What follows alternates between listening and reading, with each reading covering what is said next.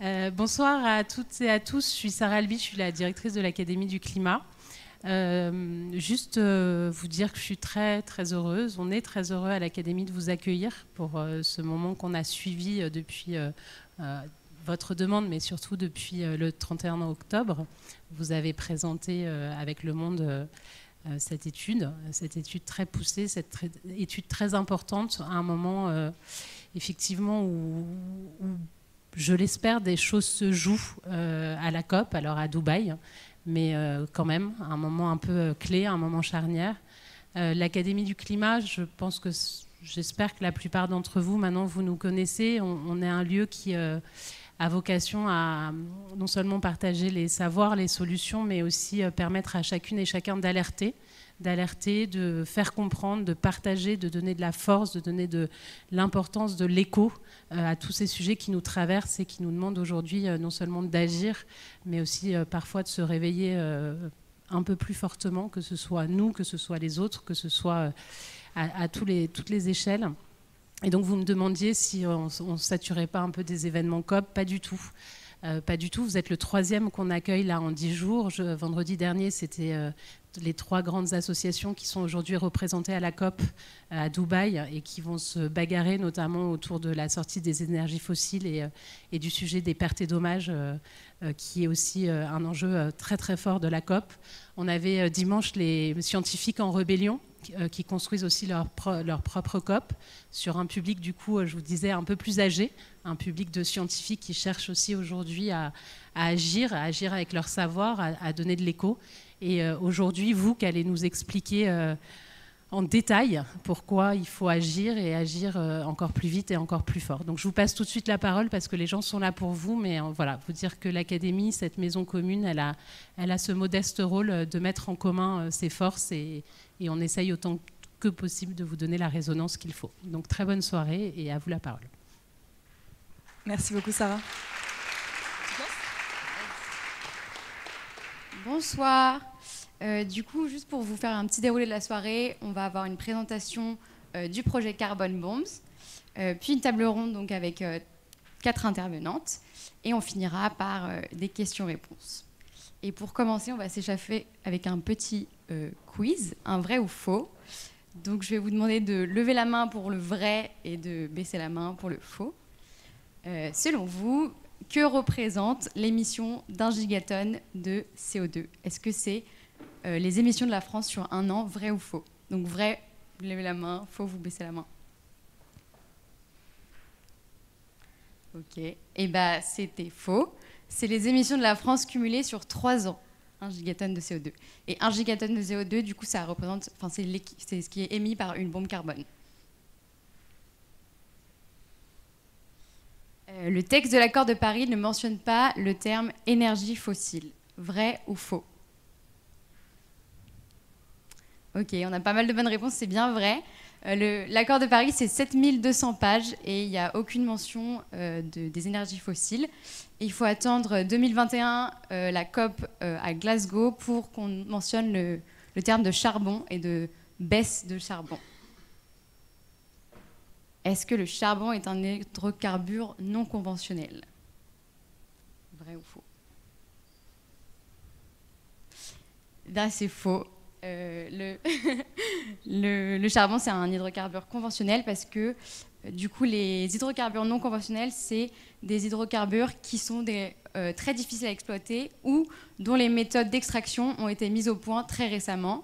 Et donc, on pense notamment au gaz et au pétrole de schiste ou, par exemple, les sables bitumineux. Et enfin, la plus grosse bombe carbone, qui générera 27,8 gigatonnes de CO2, se situe en Chine. Vrai ou faux ? Eh bien, c'est encore faux. Elle se situe aux États-Unis, dans l'État du Texas. Et c'est la Permian Delaware, si je ne me trompe pas. Bah, vous étiez vraiment pas mal. Oui, vous pouvez avoir plus d'infos sur le site carbonbombs.org. Et du coup, je laisse la parole à Oriane et Théo. Merci. Bonsoir à tous. Merci Cléo pour l'introduction avec le quiz. Ça a le mérite de nous donner à peu près une idée de à quel point vous connaissez le sujet. La réponse est beaucoup. Donc nous, ce qu'on va faire là ce soir, c'est qu'on va vous présenter pendant à peu près 1h30. On va commencer par vous présenter pendant une vingtaine de minutes le projet, et ensuite on aura 1 heure de table ronde avec Lucie, Soraya, Clémentine, et qui sera modérée par Lou. Et avant ça, du coup, avec Théo, on va commencer par vous parler un peu à la fois de la genèse du projet, donc pourquoi est-ce qu'on a décidé de travailler là-dessus, et concrètement, qu'est-ce que c'est ce projet et qu'est-ce que c'est une bombe carbone. Donc, la toute première chose pour démarrer, c'est la slide que vous pouvez voir ici, qui n'est pas la chose la plus optimiste qu'on puisse avoir en tête. C'est 2 faits d'actualité dont on a eu connaissance là dans les derniers jours. La première chose, c'est qu'on a appris qu'une entreprise canadienne venait d'obtenir une préautorisation pour l'expansion de nouveaux puits de pétrole dans le bassin d'Arcachon. Donc là, on pourrait faire un vrai faux. Qui savait déjà qu'il y avait des puits de pétrole dans le bassin d'Arcachon? Jusqu'il y a 4 jours, je n'étais pas au courant. Donc première chose, première mauvaise nouvelle. Et deuxième chose, je ne sais pas si c'est pire, je pense que oui, on a appris donc le PDG d'Abu Dhabi National Oil Company, qui est aussi le président de la COP28 cette année, qui est ministre des énergies aux Émirats Arabes Unis, prévoyait d'utiliser la période de la COP28 pour conclure des deals d'énergie fossile. Pas ouf. Donc ça, c'est pour les faits d'actualité. Et ça relie assez bien avec le constat à l'origine de la plateforme, la raison pour laquelle on a décidé de travailler sur cette question des méga-projets d'énergie fossile.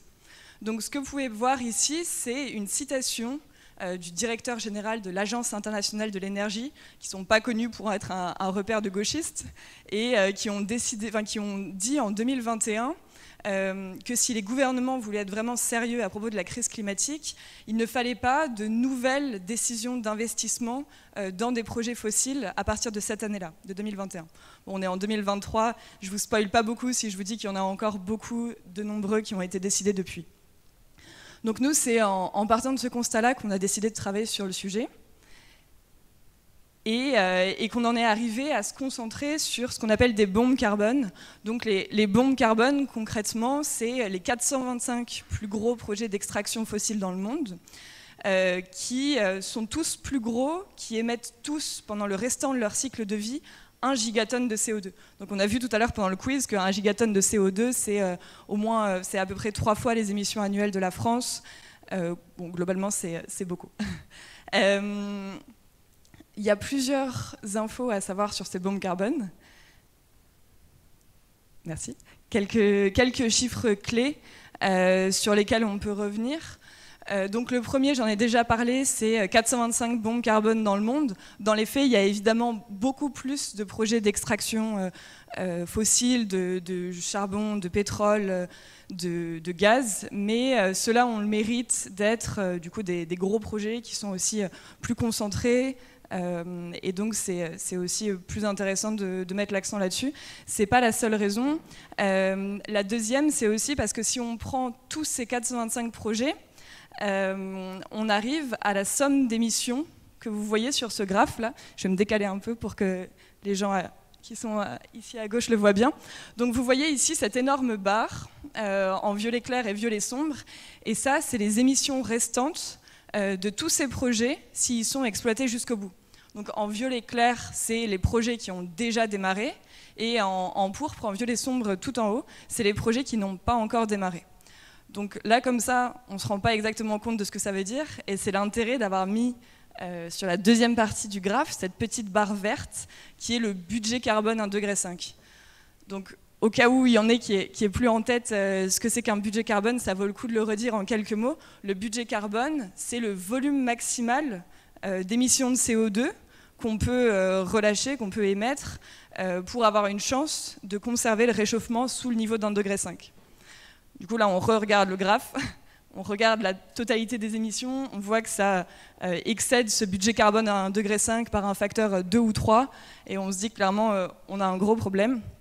Et d'autant plus quand on regarde le fait qu'il y a toute une partie de ces projets qui n'ont pas encore démarré, qui sont pour certains sur le point de démarrer. Donc ça veut dire qu'on a peut-être un certain nombre de décisions à prendre pour arrêter le carnage en cours de route.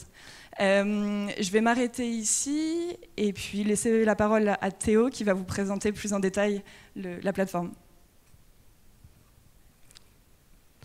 Et donc, la plateforme, quand on a commencé, je parle un peu fort, quand on a commencé à travailler dessus, on s'est rendu compte qu'en fait, ce concept-là existait déjà depuis un petit moment, avec une étude qui était sortie en 2022 d'un chercheur qui s'appelle Kel Kuhn, qui est maintenant notre meilleur ami, et qui avait recensé ces projets pétro-gaziers dans le monde, et qui en avait fait une liste. Sauf que cette liste, c'est un papier de recherche que pas grand monde avait lu. Il y avait un article du Guardian qui avait permis de sortir ce terme dans le débat public, mais en fait, en pratique, le terme n'était pas resté, et ce concept-là n'avait pas encore porté. Et donc, nous, on a repris ça. Au début, on s'est dit, on va juste prendre le papier de recherche, on va faire une jolie carte qu'on pourra donner. Et après, on s'est rendu compte que ça ne suffisait pas parce qu'on n'avait que des informations sur les projets en tant que tels. Donc, on savait qu'il y avait une mine de charbon à tel endroit, qu'il y avait tant d'émissions possibles, mais on ne savait pas où est-ce qu'on pouvait aller avec ça. Et donc là, on a relié ça à une deuxième base de données qui s'appelle Global Energy Monitor, qui est donc une ONG qui produit un recensement de plein d'informations sur tous les sites d'extraction fossile et qui notamment fait des liens avec des entreprises qui opèrent ces projets. Et donc là, on a ajouté une brique supplémentaire qui n'était pas juste d'avoir les projets, mais d'avoir en plus le lien avec les entreprises qui fabriquent, qui sont sur le terrain et qui opèrent concrètement ce projet-là. Sauf que ça, on s'est rendu compte que ça ne suffisait pas pour avoir la vue complète. Et donc, on a continué à creuser. Et notamment, on a lié ça avec une base de données qui s'appelle Banking on Climate Chaos, dont Lucie parlera tout à l'heure, qui est aussi fabriquée par une ONG et qui fait le lien entre les entreprises et les financements fossiles qui sont adressés à ces entreprises par les banques. Et donc ça vient notamment tracer un sujet qui est, il y a des financements qui sont directement sur les projets, mais il y a surtout des financements qui sont pour les entreprises qui vont faire ces projets-là. Et donc là, au fur et à mesure, commençaient à se dessiner ces connexions dans ce système-là, qui fait qu'entre nous, quand on y travaillait le dimanche, on appelait ça le Panama Papers des bombes carbone, et ça nous donnait envie d'être des agents secrets. Et du coup, en connectant tout ça, on arrivait à mettre la lumière sur tout ce système en entier, et notamment, pour vous rendre compte, c'est pas juste prendre des Excel et les mettre ensemble, ça voulait dire pendant des heures et des heures aller creuser toutes les entreprises qu'il y avait derrière, faire des recherches pour fabriquer ces données qui en fait existaient séparément, mais les connecter, ça demandait énormément de travail. Et ça permettait de mettre en lumière notamment les entreprises et les banques qu'il y a derrière. Et ça qui était une information qu'on n'avait pas. Et donc, les acteurs, on en a parlé, ça ressemble à ça. On a des banques qui financent des entreprises qui vont opérer des bombes carbone, des banques qui aussi financent directement les bombes carbone. Et derrière, il y a d'autres acteurs. Il y a les assurances qu'on n'a pas encore traitées, mais qui est extrêmement important sur le sujet. Je pense qu'on va en parler pendant la table ronde. Et il y a aussi notamment les États qui, derrière, en filigrane, sont extrêmement importants. Dans certains pays, c'est même en fait des fonds souverains, des entreprises nationales qui opèrent ces bombes. Et il y a aussi le lien, tout simplement, par exemple, en France, nous n'avons pas de bombes sur le territoire, mais on a des entreprises qui sont très fortement impliquées. Et donc, d'avoir cette vue-là aussi au niveau pays, c'est extrêmement important pour avoir une vue complète. Et donc, en fait, je pense qu'on a plus le temps que prévu. Donc on a le temps au final de montrer la plateforme. Donc j'en profite pour vous expliquer aussi ce qu'on n'a pas dit jusque-là, c'est que le rendu du projet, ça a été ce site que Théo va vous présenter. Et c'est un site qui s'est doublé aussi d'une sortie presse, donc d'un certain nombre d'articles, notamment dans le journal Le Monde, et qui ont permis aussi de vulgariser le contenu du site pour ceux qui ne sont pas allés directement dessus, mais qui avaient accès du coup à l'information d'une manière synthétisée et résumée. Et donc sur ce site, qu'est-ce que vous trouverez si vous n'y êtes pas allé? Je vais juste vous balayer très rapidement pour que vous voyez ce qu'on peut voir.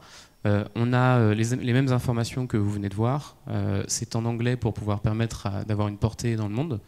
On va retrouver pas mal de graphiques, notamment les entreprises qui sont les plus importantes, les pays qui sont les plus représentés, les bombes carbone qui sont les plus grosses, les banques qui financent le plus. Et puis après, on va surtout pouvoir aller dans ces endroits, profils, pour aller voir des focus spécifiquement sur chacun de ces éléments. Par exemple, on va pouvoir aller voir la bombe du Permian Shell dont parlait Cléo tout à l'heure, qui est bien à 28 gigatonnes de CO2, qui est en opération. On voit toutes les entreprises derrière, qui sont plein de petites entreprises texanes qui opèrent cette bombe-là.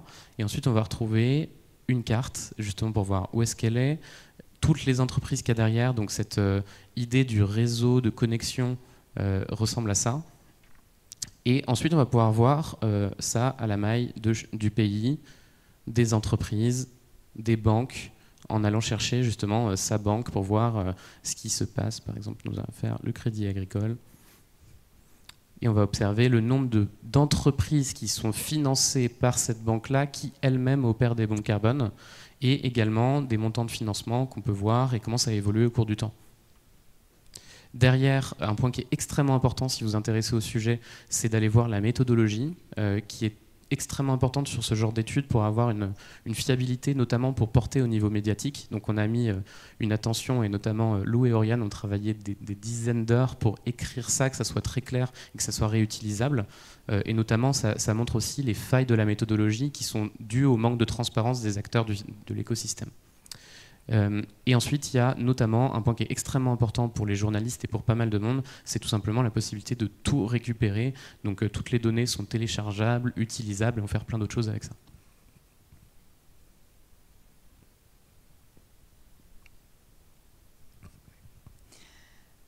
Donc ensuite, la question, maintenant qu'on a toutes ces informations en main et qu'on a conscience du fait qu'on a un problème qui est majeur, et qui va a priori pas s'arrêter tout seul. La question c'est comment est-ce qu'on agit face à ce constat? Donc il y a deux manières de répondre à ça et qui correspondent donc aux deux natures de projets qu'on a identifiés. Donc si on repense au graphe de tout à l'heure, donc il y avait les 2 tiers des émissions qui étaient générées par des projets en cours et un dernier tiers qui pourrait être généré par des projets qui n'ont pas encore démarré. Donc nous, on considère que la priorité, c'est évidemment de commencer par ne pas lancer ces 128 projets qui n'ont pas encore démarré. Pour 2 raisons. Déjà parce que donc on a compris le fait qu'ils étaient excédentaires, qu'ils sont aussi superflus, au sens où on est capable de décarboner le système économique sans avoir besoin de ces émissions, de ces ressources en énergie supplémentaires. Donc ça, c'est la première chose, c'est dire qu'ils sont superflus. Et la deuxième chose, c'est qu'ils sont évidemment néfastes, ça on l'a vu. Et du coup, le troisième point, c'est que comme ils n'ont pas encore démarré, c'est aussi des projets qu'on peut interrompre plus facilement que les infrastructures existantes pour lesquelles il y a déjà eu des investissements très conséquents et un développement notamment d'infrastructures. Donc ça, c'est le premier point. Et le deuxième point, c'est une fois qu'on s'est attaqué à cette question-là des nouveaux projets, il y a aussi quelque chose à faire sur les projets qui sont actuellement existants, qui ne sont pas soutenables non plus, en tout cas pas soutenables s'ils sont extraits jusqu'au bout et que chacune des réserves est convertie en émissions de CO2. Et donc ça veut dire qu'il faut aussi qu'on soit capable de réduire progressivement l'activité de ces puits existants. Et donc, ce qu'il faut comprendre, parce qu'on ne s'est même pas présenté au début, c'est que ce projet il a été porté par 2 associations françaises, Data for Good et Eclairci, dont on est les représentants, et qui en fait concentrent beaucoup de bénévoles. C'est un projet qui a été fait, comme je disais, au final, c'est pas une blague, beaucoup les dimanches, depuis 1 an, un peu en secret, avec au total en cumulé à peu près, je pense, quasiment une centaine de personnes, si on prend toutes les gens qui ont participé. Notamment, je vois dans la salle, je vois Mathieu, je vois Florian, je vois Mehdi, je vois pas mal de monde qui ont contribué. Et donc, pour vous rendre compte, c'est quand même un projet qui est fait uniquement par des gens qui font ça sur leur temps libre et qui a une portée internationale. Et donc, juste m'arrêter 2 secondes pour dire merci à ceux qui sont là et aussi à tous ceux qui ont participé, si vous voulez bien.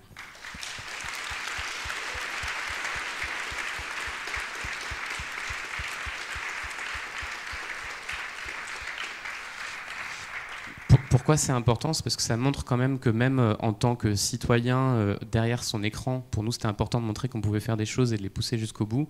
Et derrière, il y a d'autres principes qui étaient extrêmement importants. C'était que tout soit en open pour que ça puisse être réutilisé. Notamment, on a vu par les médias, c'était extrêmement important. Que ça soit dynamique, on a parlé du collaboratif, c'est-à-dire que là, pour l'instant, on a une vue qui est à un instant T. Ça a permis de faire un petit buzz médiatique, mais en gros, il ne faut pas qu'on s'arrête là. Et donc maintenant, on a plein de travail pour aller plus loin et rendre ça évolutif au cours du temps, et notamment qu'on puisse voir si effectivement certains projets vont s'arrêter, d'autres vont arriver. En pratique, il y en a d'autres qui arrivent qui ne sont pas encore dans la base de données, ce qui aussi est un appel, parce que ça veut dire qu'on va continuer à travailler bénévolement sur le sujet, et donc on aura besoin d'aide. Donc n'hésitez pas à nous contacter si ça vous intéresse. Pour avoir en tête comment ça a fonctionné aussi, derrière, on avait 3 grands objectifs dès le début. C'était de se dire qu'on voulait forcément cibler les citoyens et sensibiliser à ce sujet-là, qu'il y avait effectivement un problème, un éléphant au milieu de la pièce et qu'il fallait adresser. On voulait parler aux ONG, aux activistes, aux militants pour qu'ils aient un outil de plaidoyer avec des chiffres, quel que soit leur axe de combat. Donc ça peut être les banques, ça peut être les entreprises, ça peut être les pays. Et donc ça, c'est extrêmement utile pour avoir des chiffres, pour objectiver des actions militantes et des plaidoyers.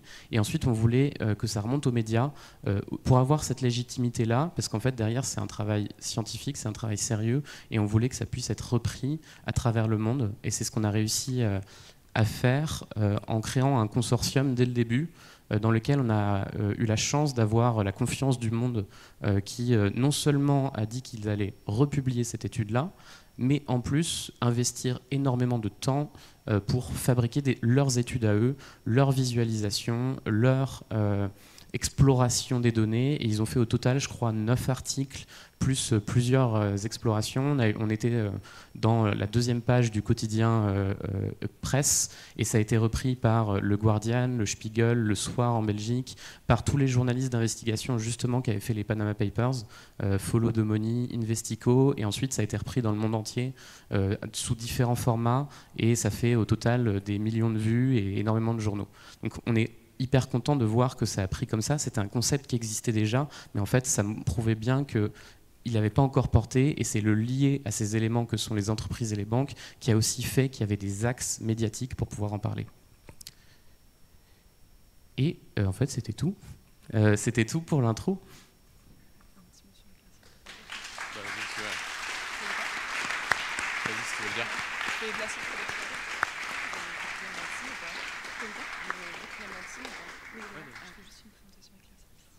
Et il y a juste on va juste prendre quelques minutes supplémentaires avant de donner la parole aux intervenantes de la table ronde pour vous présenter aussi les 2 associations, donc les 2 associations ou ONG qui sont derrière le projet.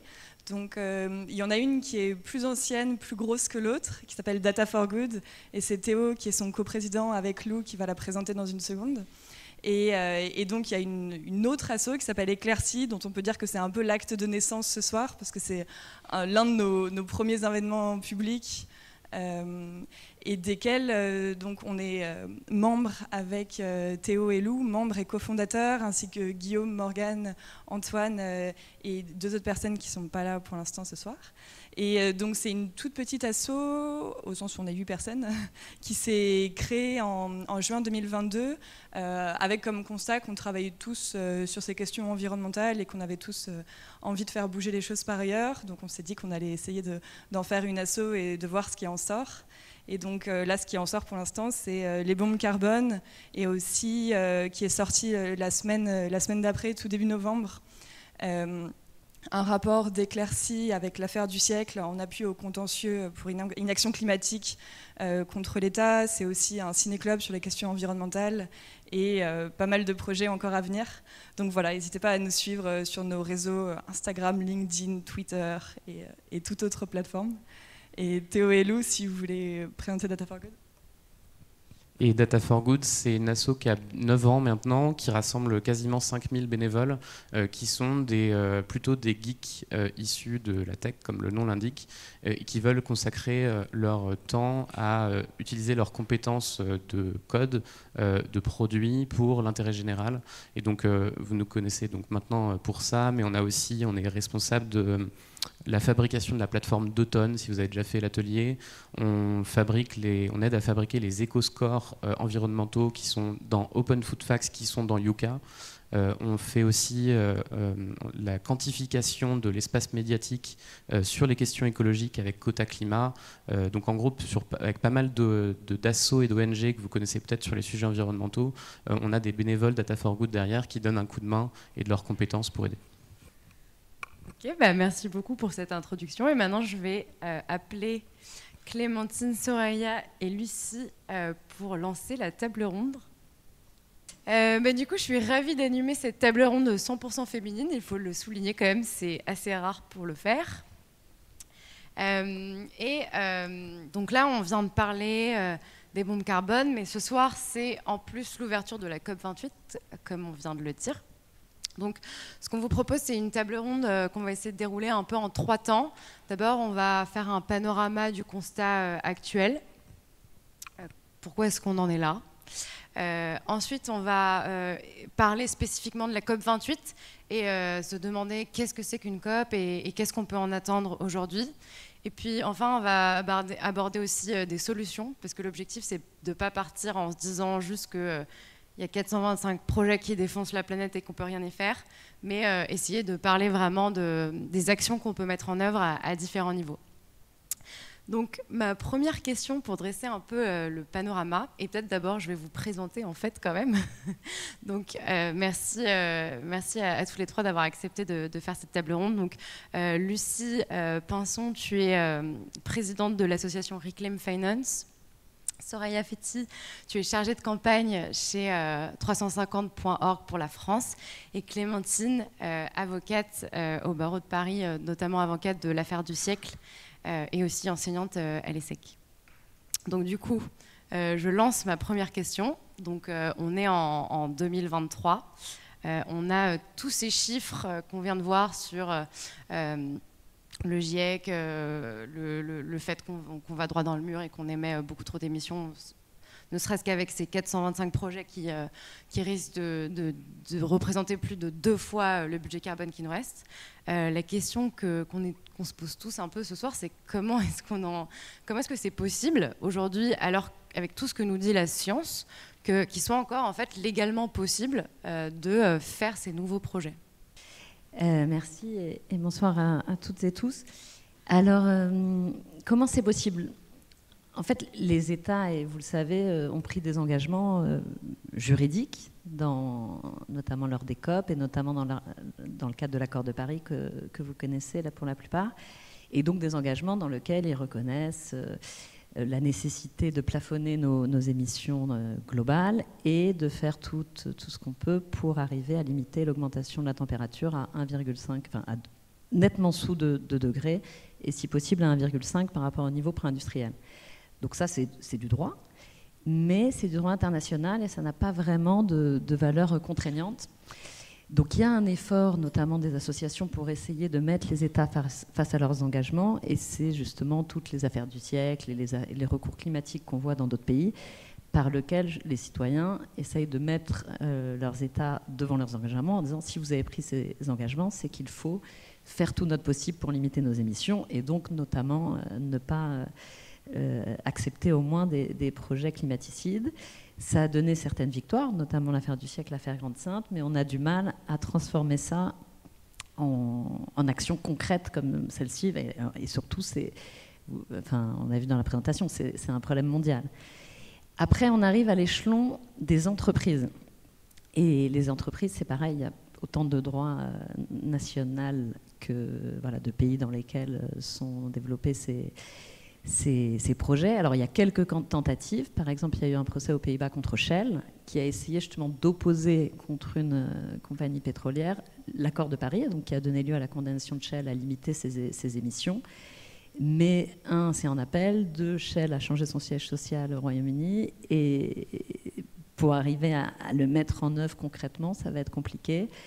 La tentative en France de l'action sur le devoir de vigilance contre Total a été rejetée sur des motifs procéduraux, mais ça allait un peu dans cette idée-là. Donc il y a des tentatives. Après, on a aussi parfois, finalement, ce qui marche le mieux au niveau local, c'est de protéger plutôt sur des motifs droits humains ou environnement certaines zones dans lesquelles ces projets se développent. Et il y a par exemple aujourd'hui même une décision un peu encourageante qui a été rendue au Panama par la Cour constitutionnelle qui a... Alors c'est pas en matière d'énergie fossile, hein, c'est une mine de cuivre, mais je veux dire c'est transposable, dans laquelle la Cour constitutionnelle a rejeté une loi qui octroyait un permis pour 20 ans à une entreprise qui en plus, sous fond de scandales, de corruption, d'évitement fiscal, etc. Et donc ça, c'est assez encourageant. Donc tout n'est pas perdu. Après, le droit, parfois, malheureusement, ça peut être un obstacle aussi, puisqu'il y a des traités qui protègent les multinationales, ça s'appelle des traités d'investissement. Il y en a beaucoup et ça permet parfois aux entreprises qui se retrouvent qui croyaient qu'elles allaient avoir une concession pour de l'exploration, notamment d'énergie fossile, à attaquer les États devant des arbitres, donc qui ne présentent pas les mêmes garanties d'indépendance que des juges, demander des indemnisations énormes pour se faire indemniser de ce qu'ils appellent une expropriation, une atteinte à leurs attentes légitimes. Et là, par exemple, l'exemple du Panama, le jour même, l'entreprise a dit « Ok, bah, je vous attaque. Je vous attaque sur le fondement d'un traité d'arbitrage. » En Europe, il y en a un qui s'appelle le traité de la Charte de l'énergie, qu'on connaît bien et sur lequel moi-même je porte une action en justice sur le fondement justement de l'obligation des États de protéger les citoyens d'un changement climatique dangereux, donc sur le fondement de la Convention européenne des droits de l'homme, qui les obligerait à sortir à tout le moins, des obstacles qui les empêchent d'agir. Donc ce que tu dis, c'est qu'on joue vraiment pas du tout... Enfin, il y a des options de droit, mais qu'on joue pas du tout à armes égales avec ces entreprises et ces États. Et justement, quand on parle du constat et qu'on parle cette fois du coup des entreprises, sur la plateforme, on a beaucoup parlé de l'impact environnemental de ces projets. Mais vu qu'on a envie de dresser un panorama un peu plus large, je pense que c'est important aussi qu'on parle du fait que ces entreprises, au-delà de l'environnement, elles génèrent énormément aussi de spoliation et d'inégalités dans les pays dans lesquels elles opèrent ces bombes carbone, quand bien même elles n'en ont pas sur leur sol. Soraya, c'est un sujet que vous portez beaucoup avec 350.org. Est-ce que tu peux nous en dire un peu plus sur le rôle de ces entreprises dans ces pays et les inégalités qu'elles génèrent? Oui. Alors déjà, ces bombes carbone, pour répondre à la question, je vais rappeler que c'est des projets qui sont des projets extractivistes. Et donc l'extractivisme, c'est le fait de venir surexploiter des ressources, la majorité du temps des ressources finies, non renouvelables, qu'il s'agisse de ressources naturelles, humaines ou par exemple financières. Très souvent, il va s'agir d'une surexploitation par des entreprises dites du Nord. Exemple, Total, et je pense que je vais y revenir et qu'on va y revenir régulièrement pendant cette table ronde, dans des pays du Sud global. Ce n'est pas forcément uniquement le cas, mais en tout cas, la base commune à tous ces projets, c'est cette surexploitation de ressources finies. Et donc, la nature même des bombes carbone dont on parle ce soir démontre les conséquences multiples, et pas seulement sur le climat, de ces projets. On a en effet le climat, on le sait, la majorité des gaz à effet de serre viennent du gaz carbonique qui est émis en majorité par l'extraction et la combustion d'énergie fossile. Ok, mais on a aussi du coup d'autres conséquences qui sont multiples et je peux prendre l'exemple, je pense, d'un projet qui va vous parler, celui du projet EACOP pour East African Crude Oil Pipeline, qui est un projet d'oléoduc de pétrole brut chauffé, qui, s'il voit le jour, traversera l'Ouganda et la Tanzanie sur 1400 km. Et en fait, sur ces 1400 km se trouvent plusieurs zones, notamment le lac Victoria, dont dépendent 40 millions de personnes en Afrique pour leur accès à l'eau potable. Sur ce lac, on a aussi des espèces endémiques de la région qui y vivent et qui s'y reproduisent. Une fuite de l'oléoduc, et tout ça, ça part en cacahuète. Sur le chemin, on a aussi des zones de parcs naturels, notamment le Murchison Fall Park, qui est le plus vieux et le plus grand parc naturel d'Ouganda, où, encore une fois, si le projet n'est pas stoppé, plus d'une centaine de puits de forage se trouveront. On a déjà des espèces végétales et animales qui sont directement impactées par le projet, alors même qu'il n'est pas encore en vrai fonctionnement. Donc on a des impacts sur la biodiversité en plus du climat. À côté de ça, on a les impacts sur les droits humains. Déplacement de population. Dans le cas d'EACOP, on a plus de 100 000 personnes qui sont à risque de déplacement sans compensation juste, quand compensation il y a. D'ailleurs, ça ne s'arrête pas là, puisque sur le tracé, on a aussi des tombes qui sont là et qui sont en train d'être excavées, pour que puisse se faire cet oléoduc. Ça, c'est un rapport qui est sorti il y a quelques jours par l'ONG Greenpeace, si vous voulez aller regarder, qui est édifiant sur le sujet. Donc, même dans la mort, les droits ne sont pas respectés. Et dans le cas des militants qui luttent contre ce projet-là, on a intimidation, emprisonnement, agression, procès à répétition. Et ça, c'est pas propre au projet ICOP, c'est pas propre à l'Ouganda et la Tanzanie, c'est des choses qu'on voit se répéter un peu partout. Pour revenir à Total, au Yémen, Total a financé la création d'une prison où se passent des violations des droits humains en l'échange d'octroi de champs gaziers.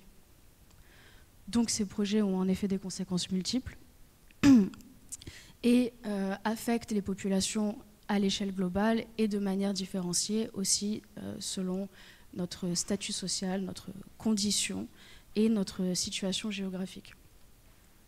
C'est pour ça qu'on va parler dans nos luttes de justice climatique, donc le fait de reconnaître que dans le changement climatique, il y a des impacts à cette crise qui sont certes sur l'environnement, mais aussi sur l'économie d'un pays, sa politique, ses populations directement et leur accès à leurs besoins basiques. Voilà. Oui, et tout ce que tu viens de dire, ça va exactement dans le sens d'une impunité aujourd'hui qui existe de ces entreprises par rapport aux conséquences qu'elles génèrent. Et du coup, pour finaliser un peu le panorama, parce que là on a parlé des entreprises, des États, un point aussi qu'on met énormément en avant sur la plateforme, c'est le rôle des banques. Et ça, c'est ta spécialité, Lucie, donc on aimerait bien t'entendre là-dessus. C'est quoi aujourd'hui le rôle des banques dans le financement de ces projets et aussi, de plus en plus, en fait, on voit fleurir des engagements. En fait, si on les écoute, on a l'impression qu'elles sont toutes devenues super vertes, que les énergies renouvelables, c'est le futur et que 100% de leurs investissements sont là-dedans. Donc, c'est quoi la réalité de ces engagements aujourd'hui ? Eh ben bonsoir, merci pour la question. Alors en effet, il y a les banques, je ne vais pas parler que des banques, je vais parler de la finance en général, parce que en effet, ces bombes carbone et plus généralement toute infrastructure qui nous entoure, y compris ce bâtiment, n'est que le résultat de flux financiers, de flux d'investissement ou encore de couverture d'assurance. Sans le soutien des acteurs financiers, il n'y aurait pas de développement économique. Autrement dit, ce que nous choisissons aujourd'hui en termes de financement, d'investissement ou d'allocation de couverture d'assurance, façonne le monde de demain. D'où l'intérêt de s'intéresser à la finance, d'autant plus dans un contexte d'urgence climatique, puisque nous avons de moins en moins de temps pour limiter le réchauffement à 1,5 degré. Or, nous avons des centaines, voire des milliers de projets d'énergie fossile. Il faut bien comprendre que le projet Bombe Carbone ne dévoile là que le haut de l'iceberg. Il y en a plein d'autres, des plus petits projets, mais tout aussi incompatibles avec les recommandations des scientifiques pour limiter le réchauffement à 1,5 degré qui pourraient voir le jour. Et donc, malheureusement, on n'a pas nécessairement le temps de s'attaquer à tous ces projets, les uns après les autres, que ce soit pour empêcher leur développement ou pour organiser massivement leur démantèlement. Et on va se rendre compte que derrière ces centaines, voire milliers de projets, on va toujours trouver la même trentaine de grandes banques internationales. On les connaît bien, ils ont pignon sur rue. En France, nous en avons 4. Nous avons BNP, nous avons Crédit Agricole, nous avons Société Générale, nous avons Banque Populaire, Caisse d'Épargne. Et elles vont aussi dépendre d'un nombre très limité d'assurance ou de réassurance, puisque le monde est bien fait, donc même les assureurs ont leur assureur, qui s'appelle des réassureurs, et qui jouent un rôle clé dans le développement de ces projets-là. Alors, je vais commencer par une bonne nouvelle. Il y a 15 ans, on n'aurait pas eu cette discussion. Déjà. Donc, on peut se dire qu'on a fait du chemin, parce que la responsabilité des acteurs financiers dans le dérèglement climatique n'était pas quelque chose d'acté. Il a fallu se battre, il a fallu mener des campagnes pour pousser les acteurs financiers à reconnaître leurs responsabilités et à se doter, à partir de à peu près 2010-2011, de politiques dans lesquelles elles disaient, pour les secteurs les plus risqués, l'agriculture, l'extractivité, donc l'extraction des énergies fossiles, le charbon notamment, mais aussi le pétrole ou le gaz, ou même encore le nucléaire, bon, on va peut-être pas tout financer, on va peut-être mettre des règles. Alors à l'époque, les règles étaient hyper cosmétiques, hein, mais c'était déjà le début que fallait pas faire n'importe quoi et tout dossier qui tombait sur la table était bon à financer. Et puis il y a eu un coup d'accélérateur, bien entendu, avec la COP 21, qui reconnaît dans son article 2 qu'on ne pourra pas faire la transition et limiter le réchauffement alors en dessous de 2 degrés, voire au plus proche de 1,5 degré, sans s'atteler à la transformation de la finance et à pousser les acteurs à réaligner leurs financiers, parce que ce sont des acteurs dont on a besoin concrètement, parce qu'aujourd'hui il nous faut augmenter massivement concrètement les financements dans le secteur énergétique, sauf que ces financements doivent aller vers les solutions. Donc COP21, c'est un peu l'acte de naissance de la finance climat. À partir de ce moment-là, les banques en effet se disent toutes une à une engagées en matière climatique. Et puis après la publication en 2018 du rapport du GIEC qui démontrait que 1,5 degré, c'est pas la même chose, qu'il y a un monde de différence entre les deux et que c'est bien 1,5 degré qu'il faut viser. On a le lancement de grandes alliances internationales, des banques, des assureurs, des investisseurs. Là, il y a d'autres alliances qui continuent de se lancer, qui vont se lancer dans les prochains jours sur les acteurs financiers publics et qui visent à réunir les acteurs dits engagés derrière l'atteinte des 1,5 degrés. Ça, c'est pour les promesses. Ça, c'est pour la reconnaissance des objectifs vers lesquels il faut tendre. C'est déjà une bonne chose, on va dire, parce qu'aujourd'hui, on a aux États-Unis notamment des acteurs qui mettent en question cet objectif-là. Donc certaines banques déjà le reconnaissent, c'est déjà une bonne chose. Malheureusement, aujourd'hui, on voit qu'il y a des engagements qui sont pris sur le très long terme et qui, pour être tenus, nécessitent de mettre en place des mesures immédiates. Et c'est là que le bas blesse, bien entendu. On va avoir des cibles de décarbonation à l'horizon 2030, à l'horizon 2050, qui, pour être tenues, vont bien entendu pousser les banques à faire le ménage dans leur portefeuille de clients, mais qui là, maintenant, tout de suite, alors qu'il y a des choses à faire, il y a des projets à arrêter, il y a des entreprises vers lesquelles il est inacceptable de diriger des flux financiers, qui ne sont pas directement impactés. Parce que immédiatement, ça voudrait dire bien entendu une perte de profit. Donc il y a ce premier problème-là au niveau des constats. Le deuxième constat, c'est bien entendu la partialité des mesures qui sont mises en place. J'arrête le charbon, mais je continue le pétrole et le gaz. J'arrête les non conventionnels, mais je continue les pétroles et gaz conventionnels. J'arrête les forages, mais les forages, c'est juste un bout de la chaîne de valeur. Mais je continue les terminaux qui transportent le pétrole ou le gaz, etc., etc. Ou encore, j'arrête les projets, mais je continue les entreprises. Et ça, c'est un point intéressant, important à avoir en tête. Pour les assureurs, c'est pas très grave d'arrêter que les projets et pas les entreprises. Pour les banques, ça change tout, parce que si vous regardez les flux financiers bancaires, vous vous rendez compte que les financements de projets, c'est à peu près 4% des financements au secteur pétrolier et gazier ou des énergies fossiles. Donc il faut regarder non pas qui finance ICOP, mais qui finance Total, globalement. Voilà le problème, et aujourd'hui on a donc une tension entre la culture des petits pas, on ne peut pas faire la transition du jour au lendemain. On a encore besoin des énergies fossiles. Et le mur contre lequel on est, puisqu'il faut agir maintenant. Et en vérité, ces phrases, voilà, la transition ne peut pas se faire du jour au lendemain, c'est normal que j'ai du fossile dans mon portefeuille parce que le monde, l'économie est carbonée, ça marche parce que ça se fonde un peu sur du vrai. On a en effet, la transition va pas en effet se faire du jour au lendemain. Et donc, toute la difficulté, c'est de concilier aujourd'hui des financements à des entreprises ou à des secteurs qui vont se maintenir en opération, et en même temps le respect de lignes rouges très claires, tracées par la science climatique, reconnue par l'Agence internationale de l'énergie, et notamment la ligne rouge de l'arrêt de l'expansion des énergies fossiles. Il ne faut plus développer de nouveaux projets fossiles. Or, on comprend bien que c'est compliqué parce que potentiellement, vous avez beaucoup d'entreprises qui développent. Pour le secteur pétrolier et gazier, c'est 96% des entreprises qui développent. Et donc là, aujourd'hui, c'est tout l'enjeu sur lequel il faut travailler, sur lequel on se mobilise tous ici.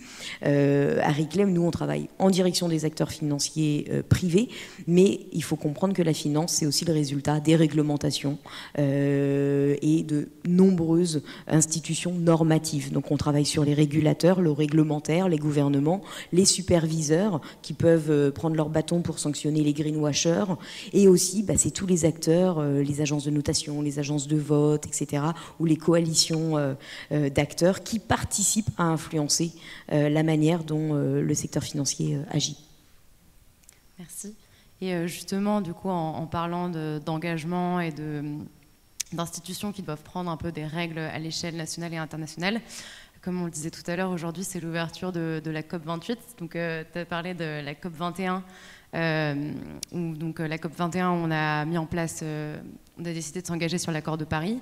Depuis, alors certes, du coup, ça a l'air d'être un moment important pour le monde de la finance, mais on note quand même que depuis, les émissions, elles n'ont pas arrêté d'augmenter. Et d'ailleurs, il y a un rapport de l'ONU qui est sorti il n'y a pas longtemps qui montrait que si on projette les engagements qu'ont pris les États d'ici à 2030, on atteint une réduction de 2%, alors qu'on devrait atteindre une réduction des émissions de 43%. Donc on n'est vraiment pas dans les clous. Du coup, ma première question, pour essayer de comprendre un peu mieux qu'est-ce qu'on peut attendre de cette COP28 et à quel point est-ce que ça peut être utile pour vraiment apporter cette action dont tu parles. Ma première question, elle est pour toi, Clémentine, de déjà essayer de comprendre un peu mieux une COP28, qu'est-ce que c'est, quelle implication ça a, est-ce que c'est contraignant ou pas, et voilà, comprendre un peu mieux le cadre juridique de ces accords. Alors, les COP, déjà, qu'est-ce que ça veut dire? C'est l'acronyme de Conference of Parties. Et ce sont des rendez-vous annuels qui sont rattachés à une convention qui a été signée il y a plus de 30 ans, qui est la Convention cadre des Nations Unies sur les changements climatiques.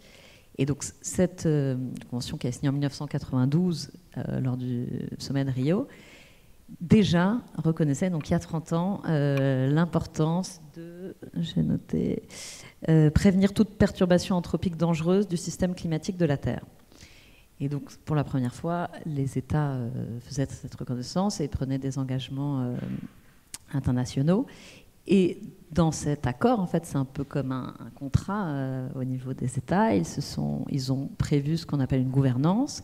Et ces COP, c'est le moment, le rendez-vous annuel dans lequel les parties vont se retrouver lors d'une conférence, dans l'idée de regarder la mise en œuvre de ce qui est prévu dans l'accord et de l'améliorer en signant des accords additionnels, des protocoles.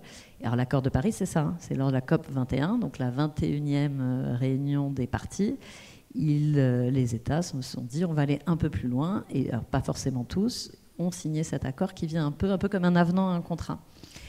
Et alors, on a eu certaines COP qui n'ont servi à rien, d'autres qui ont été plus intéressantes. Donc la COP 21 à Paris, le protocole de Kyoto aussi, en 1997, avait été intéressant. C'était la première fois où il y avait des engagements de vraiment réduire les émissions. À Glasgow, il y a eu...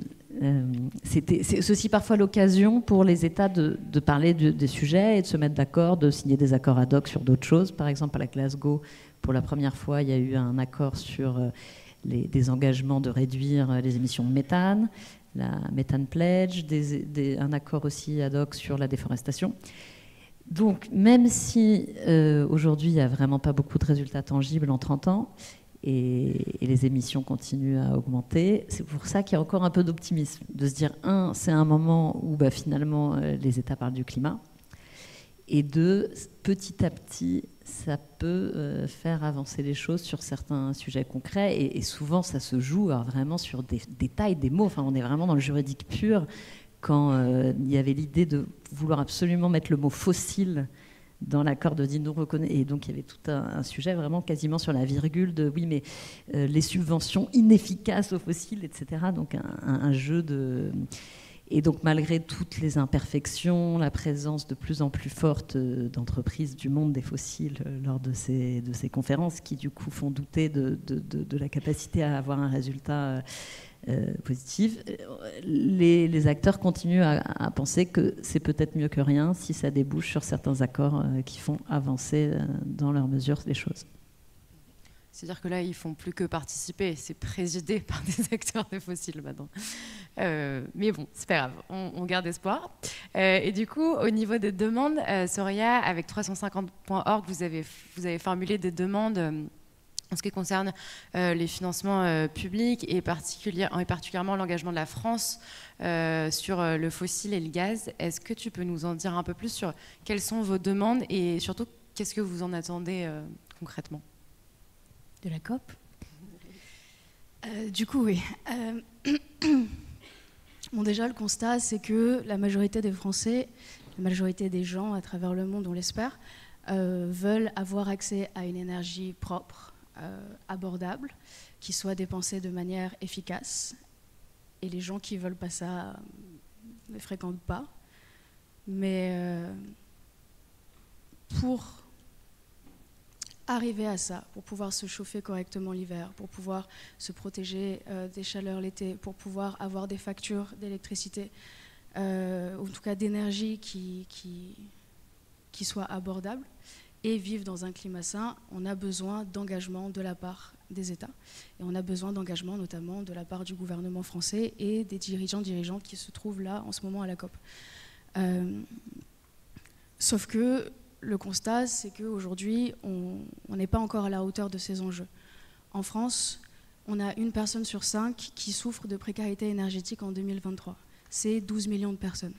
On a 1/3 des Français cette année qui ont eu des difficultés à payer leurs factures d'énergie. À côté de ça, en France, les banques font de la France le 3e pays qui investit le plus dans les projets fossiles à travers le monde. Donc, en effet, il y a encore du travail. C'est pour ça que, pas seulement 350, mais la société civile qui a porté des demandes envers cette COP, sont arrivés avec 3 principales demandes. La première, c'est de s'accorder sur un objectif global qui est de tripler notre capacité globale en énergie renouvelable, d'atteindre les 11 000 gigawatts d'ici à 2030 et d'augmenter par 150% ce chiffre chaque année par la suite. On a aussi une demande de doubler notre efficacité énergétique et donc de passer de 2% à 4%. Efficacité énergétique, très très rapidement, c'est de pouvoir effectuer la même tâche en dépensant moins d'énergie. Là, on est à 2%, on veut doubler.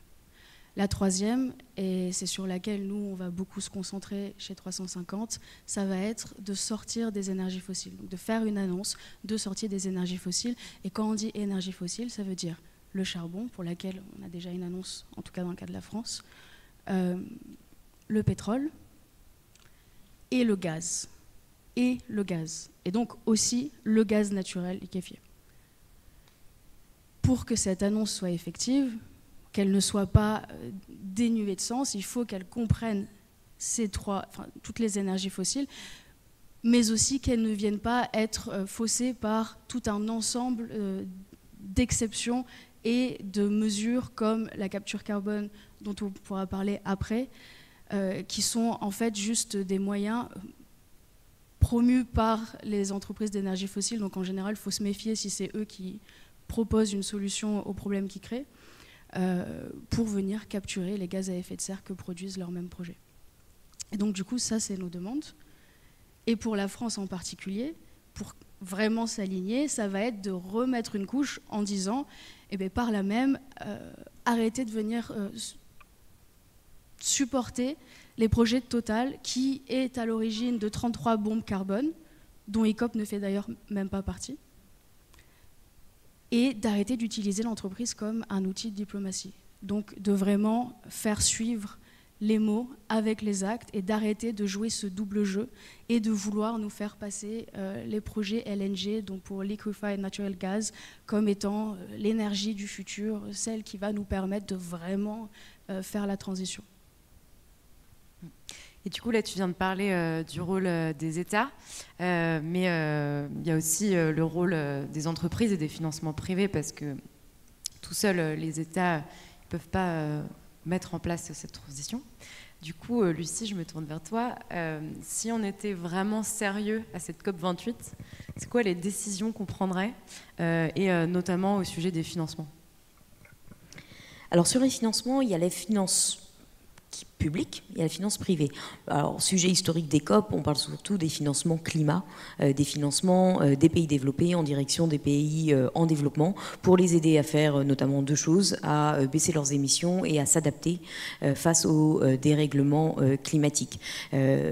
C'était en 2009 que les pays développés se sont engagés à verser 100 milliards tous les ans pour aider les pays en développement. Cette somme-là, elle n'est toujours pas réunis aujourd'hui. Donc, rebelote, COP28, ça va être un sujet sur la table. Ça, c'est le premier point.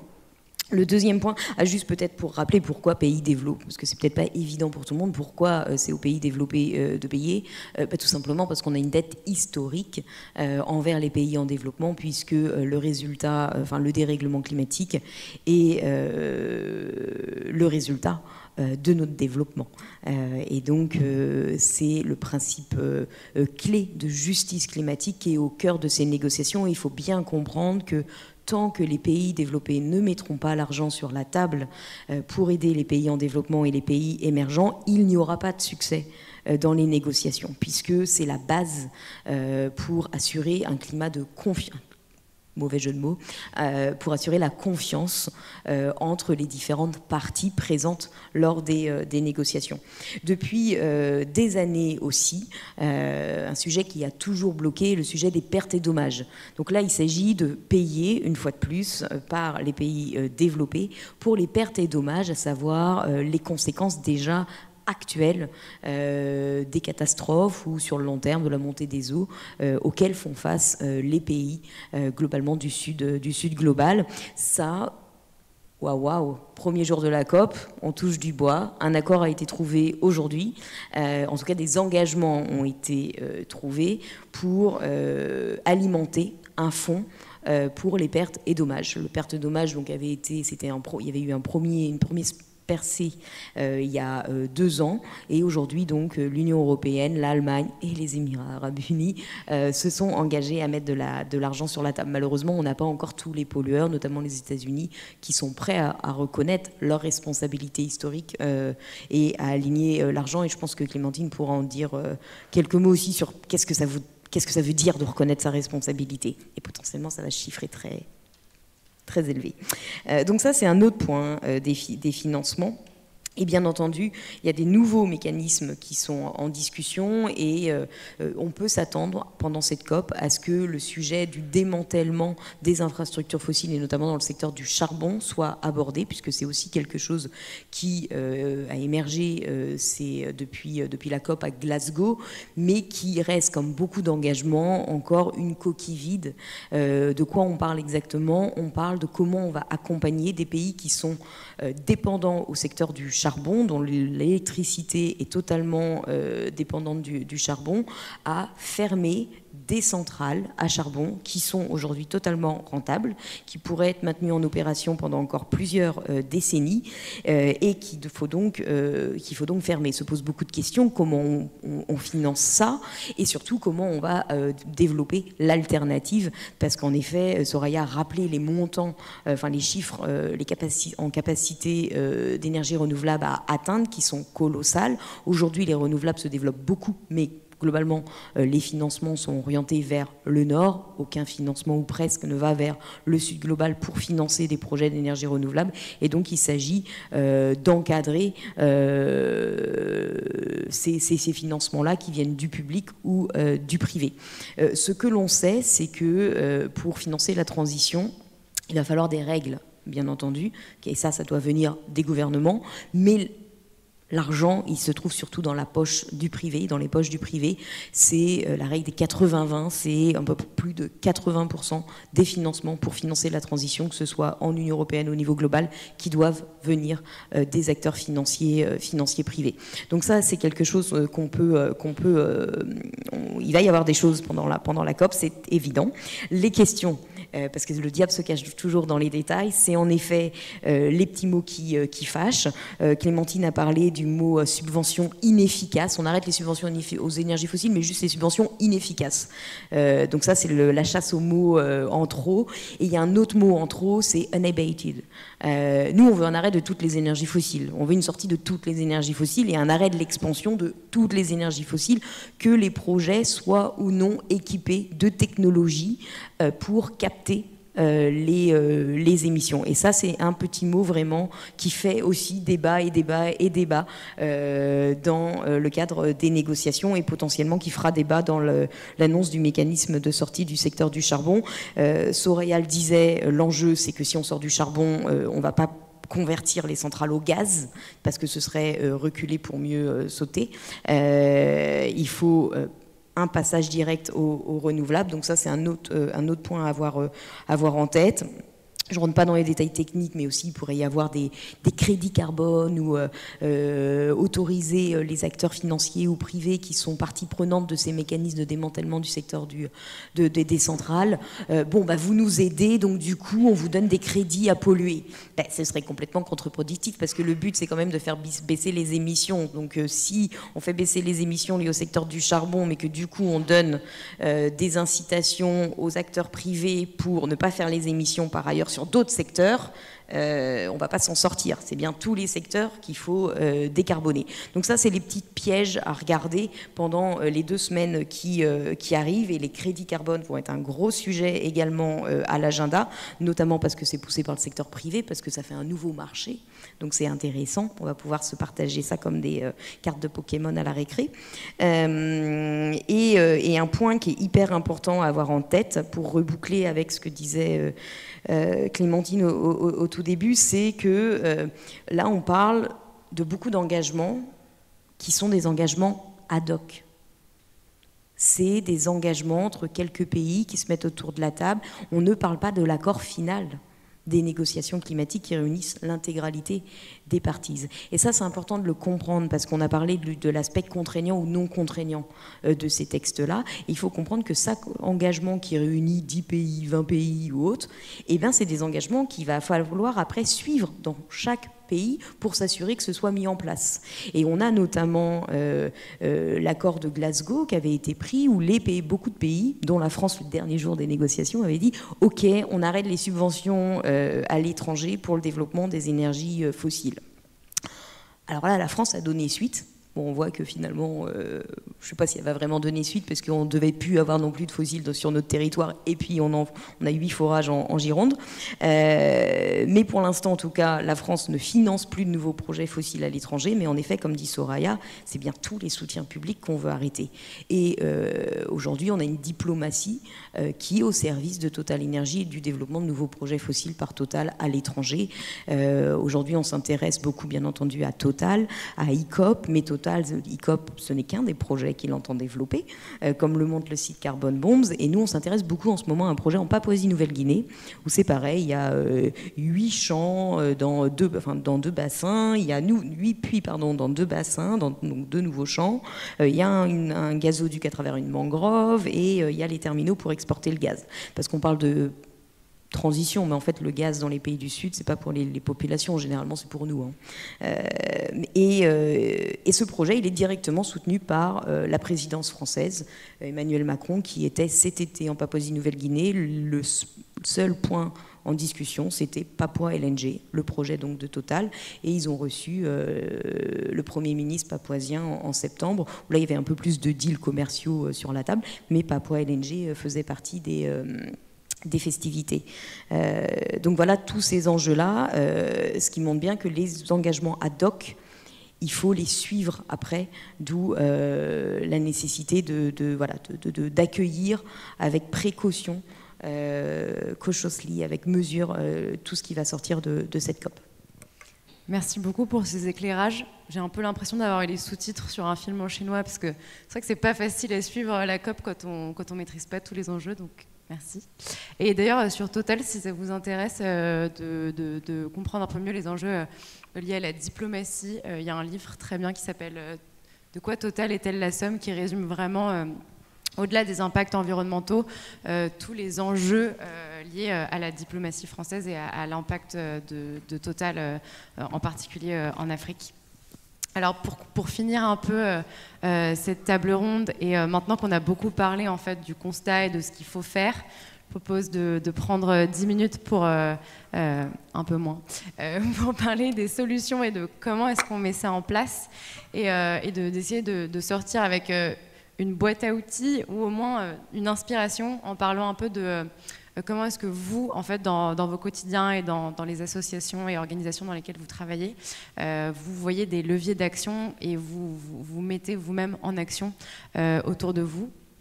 Et donc du coup, pour commencer, Clémentine, je veux bien que tu nous parles un peu du droit et des leviers d'action qui existent aujourd'hui pour toi, pour essayer de faire changer toutes ces réglementations dont on a parlé et mettre les entreprises face à leurs responsabilités, même si tu l'as déjà un peu abordé.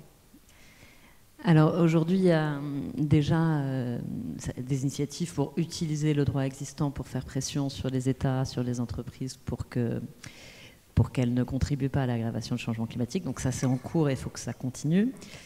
Ce qui est peut-être plus encourageant, c'est qu'il y a des changements législatifs qui sont en cours, et notamment, on a un texte dans lesquels les associations vraiment investissent beaucoup parce qu'elles pensent qu'il aurait une potentialité à faire changer les choses. C'est une directive européenne qui un peu s'inspire de la loi française sur le droit de vigilance et qui va imposer des obligations donc, de vigilance aux entreprises. Qu'est-ce que ça veut dire concrètement ? Donc la loi sur le droit de vigilance, je ne vais pas y revenir, ça serait trop long, mais en gros oblige certaines grandes entreprises à s'assurer que dans leur chaîne de valeur, leurs fournisseurs, leurs sous-traitants, il n'y ait pas de risque de violation grave de droits humains ou environnementaux, enfin, à prendre des mesures pour limiter les risques. Et là, et donc c'est très compliqué de la mettre en œuvre. Les procès qui sont en cours pour l'instant ont donné lieu à des rejets sur des raisons procédurales. Donc c'est pas très satisfaisant. Ce qui est intéressant, c'est que maintenant déjà, c'est au niveau européen.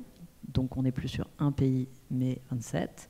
2, le champ d'application sera plus large et s'appliquera y compris à des entreprises qui ne sont pas européennes mais qui ont une activité en Europe, enfin, au-delà de certains seuils. 3, le projet de directive vise spécifiquement le climat et notamment oblige les entreprises à se doter d'un plan de transition climatique qui devra être compatible avec l'objectif de l'accord de Paris.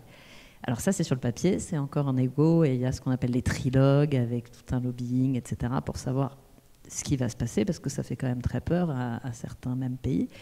Et il y a d'ailleurs un sujet qui est complètement discuté en ce moment même, c'est savoir si les acteurs financiers vont ou non être inclus. C'est un risque de tomber... Enfin, pas évident que ce soit inclus in fine, mais en tout cas, on change d'échelle quand même.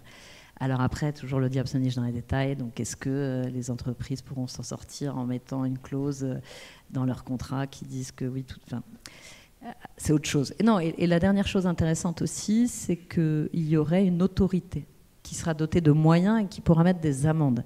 Et ça, quand on est avocat et qu'on voit la difficulté à mettre les entreprises face à leurs responsabilités et à convaincre un juge sur un dossier super compliqué que s'ils font condamner, en tout cas tous les procès en vigilance en France aujourd'hui galèrent. Donc avoir une autorité, ça serait vraiment un grand pas en avant. Donc ça, c'est un premier signe d'espoir, on va voir ce que ça donne. Et la deuxième, un mot quand même, parce que tout ça, c'est beaucoup le droit international. Et on sent des petits frémissements peut-être de volonté d'utiliser ce que je vous disais au début, que les COP, tout ça, c'est super. Enfin, mais c'est pas très contraignant. En tout cas, on a du mal à les mettre en application. En droit international, par contre, il y a des choses qui sont contraignantes, c'est notamment le droit du commerce international et le droit des investissements qui, lui, va plutôt dans le mauvais sens. Et il y a quand même un petit frémissement, pour sortir de ces traités qui sont très problématiques, le traité de la charte de l'énergie, dont notamment à la suite de l'action qu'on a lancée, il y a une dizaine d'États qui ont dit qu'ils veulent en sortir, donc ça c'est plutôt bien. Et il y a aussi un mouvement chez les associations, essayer d'utiliser les accords de libre-échange comme des leviers pour essayer d'imposer, de dire de conditionner éventuellement les droits de douane à le respect de l'accord de Paris. Enfin, c'est une volonté, on n'est pas du tout là, mais en tout cas, moi je vois dans le milieu que c'est des options qui peuvent être sur la table pour essayer de transformer ce droit non contraignant en un petit peu de contraintes supplémentaires. Trop bien. Et est-ce que tu peux nous donner une petite victoire pour nous inspirer là et nous montrer que ça marche ? La grande victoire, justement, c'est ça, c'est ce traité de la Charte de l'énergie qui est vraiment un traité d'un autre temps, qui n'a aucun intérêt, qui n'apporte vraiment rien, si ce n'est protection à des entreprises, notamment dans le secteur de l'énergie, donc qui n'a vraiment aucun intérêt. Et, enfin, je ne vais pas revenir sur cette histoire, mais la grande victoire, c'est qu'on a lancé une plainte devant la CEDH, devant la Cour européenne des droits de l'homme. Techniquement, en fait, je représente 5 jeunes qui sont victimes du changement climatique, ce que les ONG ne peuvent pas être demanderesses, mais bien sûr, il y a des ONG qui ont aidé à construire le dossier. Et ce qui a été super, c'est que le dossier est toujours en cours, mais après cette plainte, et grâce, bien sûr, au travail de plaidoyer que font les associations, et la visibilité que ça a pu donner à ce traité, ça a contribué à mettre une pression supplémentaire sur les États. Et donc aujourd'hui, il y a 10 États, dont la France, qui se sont dit qu'ils allaient sortir de ce traité. Et l'Europe a mis sur la table une proposition de sortie coordonnée. Donc ça, pour le coup, c'est rare d'avoir ce type de victoire sans même avoir eu à vraiment gagner, puisqu'on est vraiment toujours tout au début. Trop bien. Lucie, est-ce qu'on a des lueurs d'espoir aussi du côté du monde financier ? Et si tu peux nous parler aussi un peu de ce que vous faites avec Reclaim Finance, justement pour faire des demandes et les faire bouger. Alors nous, à Reclaim, ce qu'on cherche, c'est, en partant du constat que chaque victoire, c'est insuffisant. Aujourd'hui. Ça, on le sait, et pourtant, on cherche tout de même à obtenir des victoires en un an et demi maximum, sur des objectifs précis. Ce dont on s'assure, c'est que ces victoires-là permettent en elles-mêmes, incarnent un changement de modèle, une manière de faire différente. Donc pour le secteur du charbon, par exemple, ce sur quoi on s'est battu, c'était pas seulement l'adoption par les acteurs financiers de politiques sur le secteur du charbon, disant bon, on arrête de financer tel projet, telle entreprise. Au niveau des entreprises, on se satisfaisait pas que les acteurs excluent les boîtes qui faisaient plus de 30% de leur chiffre d'affaires dans le secteur du charbon, ou même 20% ou 50%. Sur la base de la prévention des risques financiers liés au secteur du charbon. Le charbon étant hyper risqué si ça tombe sous le joug d'une réglementation. En tant qu'acteur financier, je ne veux pas avoir de clients qui font plus de 50% de leur chiffre d'affaires dans le charbon parce qu'ils ne vont jamais me rembourser mon crédit. Et ça ne nous intéressait pas.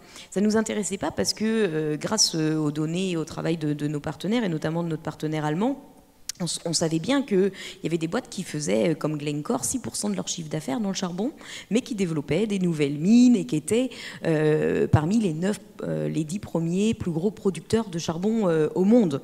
Et donc, qui étaient peut-être pas risqués financièrement parlant, mais très risqués pour le climat, parce que c'était parmi les plus gros mastodontes de l'industrie où ça développait des nouveaux projets, chacun d'entre eux étant incompatible avec nos objectifs en matière climatique. Et c'est pour ça qu'on s'est battu. Et on a réussi. On a réussi. Tous les acteurs financiers français, ou presque, ont une politique robuste sur le secteur du charbon qui empêche l'expansion, enfin qui vise à ne plus financer l'expansion et à soutenir la sortie du secteur. Donc ils demandent aussi des plans de sortie aux entreprises. Et puis ça a fait des petits au niveau international. Notre conviction, c'est que le moteur de l'action, quand bien même on fait beaucoup de données, beaucoup de recherches, c'est le risque réputationnel qui pousse les acteurs à agir le plus rapidement possible, d'où l'intérêt d'exercer la pression. Et nous, à Reclaim, on va mener des campagnes en public, on va dénoncer le greenwashing, l'écart entre les promesses et les pratiques, on va mettre les acteurs en concurrence, etc. Surtout que le secteur les acteurs du secteur ont un comportement assez moutonnier. Donc, quand il y en a un qui agit, c'est souvent intéressant d'aller voir les autres parce que ça bouge en même temps. Et pourtant, pour autant, il ne faut pas seulement dénoncer, il faut aussi convaincre. Et d'où le fait qu'on porte une attention particulière à nos données, à nos analyses, de manière à aussi pouvoir s'asseoir autour de la table avec les acteurs financiers pour les accompagner dans leur politique ou leur compréhension des sujets. Le charbon, concrètement, on sait que c'est le résultat de notre travail avec nos partenaires internationaux et notamment Urgeval, tout simplement parce que c'est du copier-coller de ce qu'on poussait. Ou certains acteurs financiers utilisent la base de données faite par notre partenaire allemand Urgewald. Alors aujourd'hui, sur le pétrole et le gaz, je suis de bonne humeur aujourd'hui. Donc on a, cette année c'est une bonne année, on va dire, par rapport à l'année dernière. L'année dernière, on se serait vraiment tiré une balle, on était dans le déni des faits scientifiques par tous les acteurs de la place de Paris qui ne reconnaissaient pas le problème de l'expansion pétrolière et gazière. Cette année, on a des investisseurs qui gèrent quand même 1,7 trillion d'euros en France, qui ont des mesures contre l'expansion pétrolière et gazière. Et on a aussi des changements au niveau des banques. Les banques, l'année dernière, étaient dans le déni, comme je le disais. Aujourd'hui, on a des politiques BNP Paribas, Société Générale, qui sont insuffisantes, certes, mais qui reconnaissent que l'expansion pétrolière et gazière, c'est un problème. Donc déjà, ça permet d'avoir une discussion. On a aussi un Crédit Agricole qui a dit texto en Assemblée Générale, expansion pétrolière et gazière, c'est incompatible avec un objectif 1,5 degré. Et moi, je veux financer Total parce que je veux financer ces projets d'énergie renouvelable, mais je ne peux pas fermer les yeux sur le reste, à savoir l'expansion pétrolière et gazière. Et donc ça donne des bases pour aller plus loin. Comme je le disais, on a des premières mesures par BNP et Société Générale. Alors, BNP mérite totalement sa place dans le classement des bombes carbone, que les choses soient très claires. Il n'empêche que ça fait 5 mois, parce que nous, on suit ça comme le lait sur le feu, hein, et ça fait 5 mois que BNP est dans 0 deal pour le secteur pétrolier et gazier. Alors, ça ne suffit pas du tout. Il faut maintenir la pression, parce que tant que ce n'est pas écrit noir sur blanc et qu'il y a un engagement ferme à ne pas recommencer, eh bien, on sera insatisfait. Mais il y a des choses qui changent. Maintenir la pression, c'est indispensable, parce que Crédit Agricole, comme je disais, reconnaissait le problème de l'expansion hier, mais en début du mois, disait que le gaz, c'était le secteur de l'avenir, vive le LNG, et c'était une énergie de transition. Donc, c'est vraiment important de maintenir la mobilisation. Juste peut-être un tout dernier mot, on a aussi obtenu une victoire importante collective récemment sur l'ISR. Alors l'ISR, c'est quoi? C'est des produits d'épargne. Si vous allez voir votre banquier, il peut vous inciter à placer votre argent si vous avez de l'épargne, si vous êtes partie des chanceux qui en ont, dans des produits d'épargne ou d'investissement. Et il y a notamment un produit d'investissement qui s'appelle Investissement socialement responsable, mais qui jusqu'à présent finance l'armement, les énergies fossiles et les entreprises qui ont un rapport très approximatif au respect des droits sociaux. Et on a fait campagne et on a poussé le gouvernement à exclure les entreprises qui développent des nouveaux projets fossiles de ces fonds. Ça veut dire que Total va disparaître des fonds ISR dans lesquels il était dans 20% des fonds. Donc c'était significatif, et ça on a pu le faire parce qu'on a légitimé cette demande, on a poussé la légitimité de l'arrêt de l'expansion. Il y a les rapports de l'Agence internationale de l'énergie, mais on a aussi contribué à pousser les Nations Unies à écrire texto que c'est du greenwashing si les acteurs engagés net zéro n'arrêtent pas l'expansion. On a écrit des lettres de scientifiques en direction des acteurs financiers de la place de Paris. On a exposé le problème en démontrant, comme le projet Bombe Carbone, qu'il y a toujours de l'argent qui va à l'expansion. On a mobilisé les premiers intéressés. Les premiers intéressés, c'est qui? C'est les investisseurs qui soutenaient notre demande à travers le FIR, le Forum pour l'investissement responsable. On a mobilisé les premiers intéressés, vous. On a fait un sondage pour montrer que la majorité de la population française considère que garder Total dans les fonds ISR, ce serait du greenwashing. On a fait une alliance avec, autant dire, l'intégralité des gens qui comptent de la place de Paris sur les sujets finance et climat. Et bien entendu, on a fait du plaidoyer également, et on a eu des groupes Extinction Rebellion qui se sont mobilisés, qui étaient devant Bercy à plusieurs reprises pour demander à Bruno Le Maire de tenir bon. Et ça montre qu'on peut obtenir des victoires si on s'y met collectivement. Et aujourd'hui, on pense tous que peut-être on est trop petit pour faire quelque chose, pour avoir un impact. Ça, c'est faux. Il suffit de peu de gens pour mener à une transformation. Et bien entendu, je prêcherai pour ma paroisse. Donc je vous dirais, faites attention à ce que vous faites de votre argent. Et vous pouvez aussi agir peut-être collectivement au sein de votre entreprise, si vous avez des fonds d'épargne salariale, pour ne pas faire bouger, faire migrer de banque les misérables petites centaines d'euros que vous avez, mais faire changer les milliers d'euros de l'épargne salariale, de l'assurance vie qui sont proposés. Merci pour cet éclairage. Je note, la pression, ça marche. Et on est tous puissants, donc rassemblons-nous pour agir. On me dit dans l'oreillette qu'il reste 5 minutes pour parler.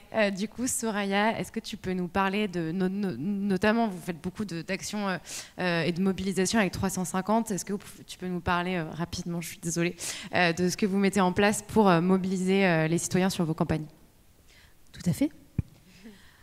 On fait ce qu'on appelle de la mobilisation. La mobilisation, ça a 2 grands volets. Un volet en ligne, et vous connaissez pétition, action sur les réseaux sociaux pour interpeller, des emails directement à nos élus, aux principales cibles qui vont pouvoir venir faire ce dont on a besoin qu'ils fassent pour atteindre nos buts de campagne, et la mobilisation sur le terrain. Et dans la mobilisation sur le terrain, on a des conférences comme ce soir, mais on a aussi ce qu'on appelle des actions directes. Elles peuvent être des actions de désobéissance civile, vous en avez vu sûrement à travers les médias ou même dans votre quotidien, selon ce que vous faites. Et il y a des actions tout à fait déclarées qui mènent aussi à des changements et des victoires concrètes. Qu'est-ce qu'on a comme victoire? On a des presque victoires pour l'instant. On a presque mis fin à ECOP. On continue de lutter. Sur les 30 banques qui financent le projet, il y en a 26 qui se sont retirées. Les banques qui restent sont principalement des banques chinoises sur lesquelles on pensait ne pas pouvoir avoir une main. Et pourtant, là, il y a quelques semaines, une journée globale d'action a été faite et on a eu des retours médias. On a bien vu que ça s'est mobilisé autour de ces banques-là, donc l'espoir continue d'exister. Il y a aussi à peu près une vingtaine, je crois 23 assureurs et réassureurs qui se sont retirés du projet. C'est très important en ce qu'ils sont tout à fait nécessaires au projet, comme la carte le montrait et comme Lucie le disait avant. Et donc la mobilisation, ça fonctionne. Que vous décidiez de la faire depuis votre téléphone en partageant une pétition ou en allant commenter des textes qui vous interpellent, ça fonctionne. En allant directement auprès des premiers intéressés et ceux qui vont pouvoir réussir à faire voter des lois, on l'a fait dans le cadre d'une mobilisation pendant le projet de loi finance qui vise à voter le budget de l'État. 49.3 mis à part, c'était quand même sympa d'obtenir des retours de la part des députés auprès desquels on est directement allé amener nos demandes. Et on a le cas de Crédit Agricole où, par la simple action d'aller apporter des lettres qui portaient nos demandes dans les différents crédits agricoles de France, et ça a été porté par les groupes de Stock Total qui ont mis en place cette action qu'on a appelée Objectif Cassis, oui, je sais. On s'est rendu compte que ça avait un impact. Le jour de l'AG de Crédit Agricole, on était devant et pas seulement de notre fait, je pense, mais en partie, on s'est retrouvé avec le PDG de Crédit Agricole qui est venu à notre rencontre pendant notre mobilisation et le lendemain, on a en effet été super content de voir que pour la première fois, il avait pris la parole sur le sujet de Total et des investissements qu'il faisait envers l'entreprise. J'ai aussi eu l'occasion de parler avec une personne de l'ADEME qui m'a dit, vos petits trucs là de blocage d'AG, tout ça, en fait, sachez que ça leur fait peur. Mais aussi, ça les mobilise. Parce qu'en fait, beaucoup, notamment au sein de Crédit Agricole, ne sont pas au courant que ce qu'ils font, ou leurs activités du quotidien, ont un impact sur une échelle aussi large que le climat global, les droits humains des populations, etc. Et donc ça crée des débats, ça crée des discussions. D'une petite lettre déposée dans le Crédit Agricole de je sais pas moi, la mode piquée, ça peut remonter jusqu'à très haut à Paris et avoir un vrai impact. Donc, quelle que soit votre échelle d'action, vous avez un poids. Vous pouvez faire partie de ce qu'on appelle la masse critique. C'est la masse qu'on doit atteindre pour espérer faire basculer les choses en notre faveur. Et aujourd'hui, on en fait tous partie. Merci. Moi, ce que je trouve incroyable dans... Ah, vous pouvez applaudir, oui.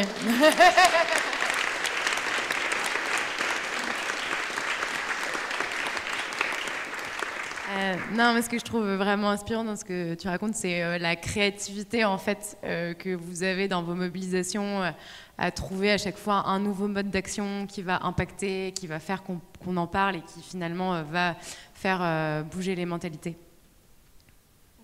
Je ne sais plus. Allô ? Oui. Et juste très rapidement, c'est aussi de dire que je le dis à chaque fois que je prends la parole et que je parle de mobilisation, on n'est pas tous égaux face à la répression d'État, par exemple. Tout le monde ne se sent pas forcément à l'aise de se mettre en porte-à-faux avec la police.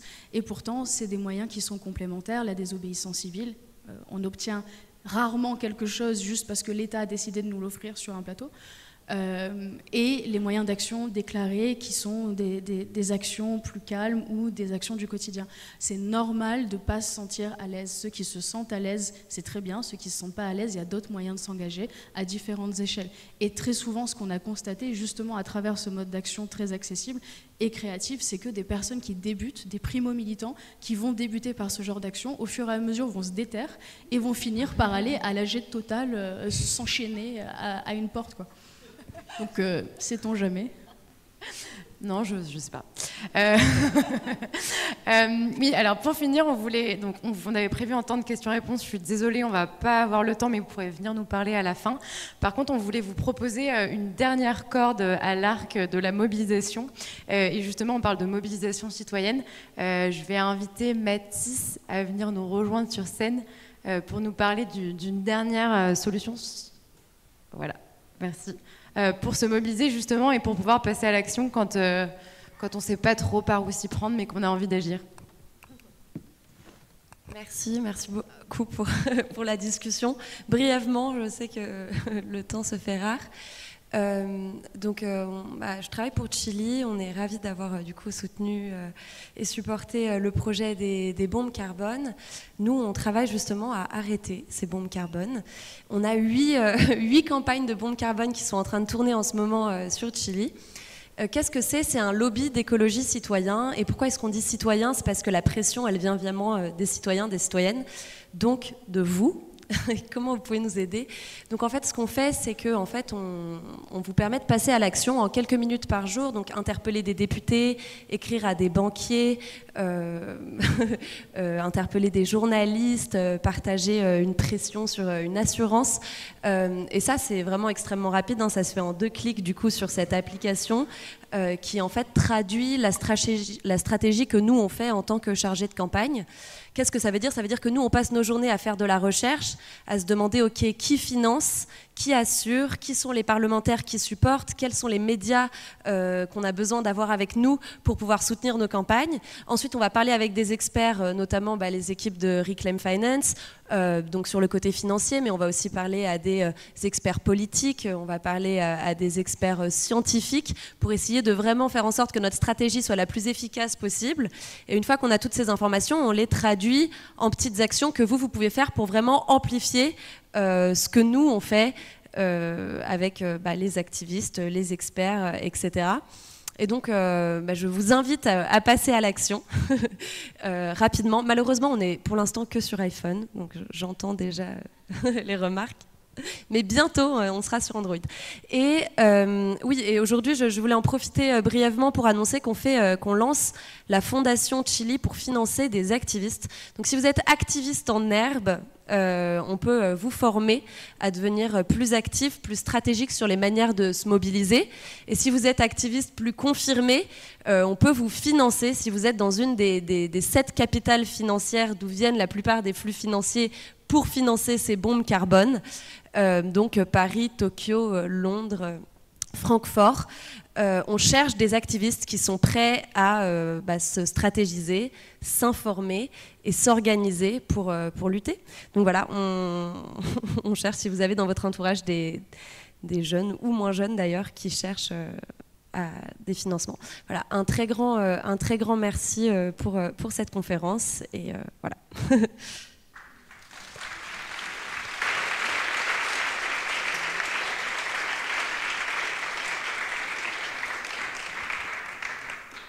Je vais juste faire écho pour dire que ça marche, parce qu'on reçoit des mails de banquiers pas contents qui ont été visés par Chili et les emails de masse.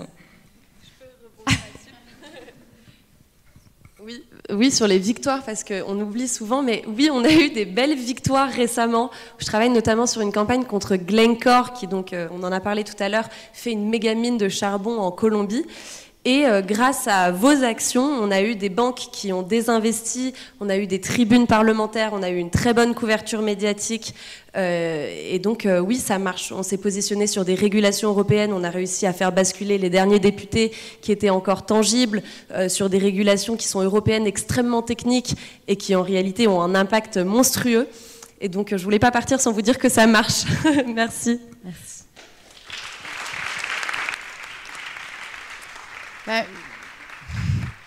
Pour conclure, déjà merci Métis d'être venu et merci à Chili qui nous a aidés pour les maigres financements du projet à financer le projet. On espère que vous repartez pas que avec des mauvaises nouvelles, mais aussi avec de l'énergie et aussi la conviction que ça marche. Je ne sais pas ce que tu essayes de me dire. La conviction que ça marche d'agir et qu'on peut tous le faire, chacun à notre échelle et de plein de manières différentes. Donc merci à tous.